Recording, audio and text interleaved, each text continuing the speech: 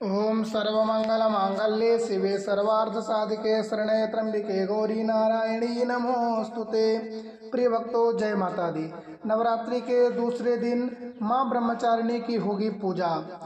Note कर लें पूजन विधि, मंत्र, आरती और भोग व कथा।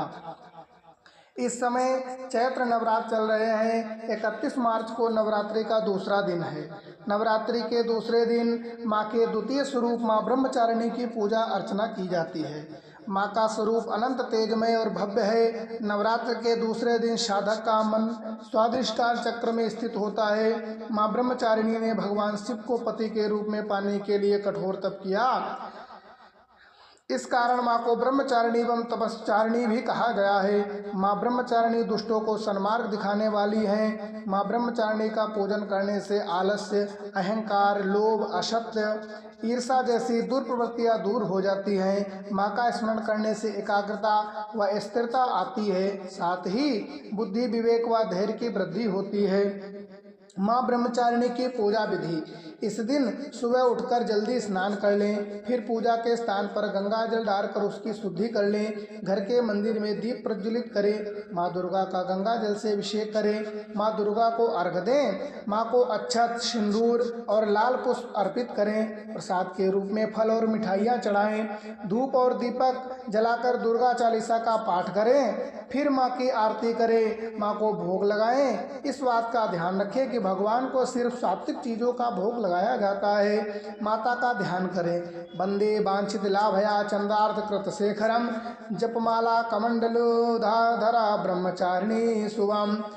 देवी माँ को ब्रह्मचारिणी को गुड़हल और कमल का फूल बेहद पसंद है और इसलिए इनकी पूजा के दौरान इन्हीं फूलों को देवी माँ चरणों में अर्पित करें। चूँकि माँ को चीनी और मिश्री काफ़ी पसंद है, इसलिए माँ को भोग में चीनी, मिश्री और पंचामृत का भोग लगाएं। माँ ब्रह्मचारिणी को दूध से बने व्यंजन अति प्रिय है, इसलिए आप उन्हें दूध से बने व्यंजनों का भोग भी लगा सकते हैं।